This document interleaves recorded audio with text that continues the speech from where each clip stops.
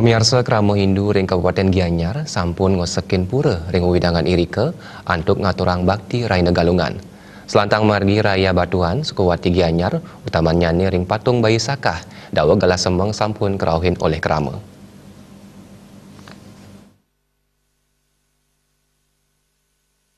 Puniki kawentenan pekeling Rainan Galungan ring Kabupaten Gianyar, dawa gala pito semeng sampun ake krawen oleh Krama sane akean saking para ibu-ibu miwa para yuan istri untuk ngaturang banten upekara. Kawentenan punika sida kepanggihan selantang Jalan Raya Batuan Sukawati pemekas megenaring patung bayi Sakah.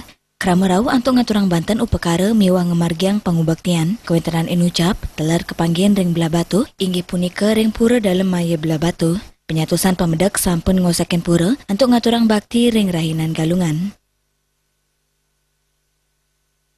Manut seselah tim liputan Bali TV, kawentenan lalu lintas selantang margi nuju kota Gianyar miwagena pariwisata Ubud saking kota Denpasar ke Kantenang nenten ramia.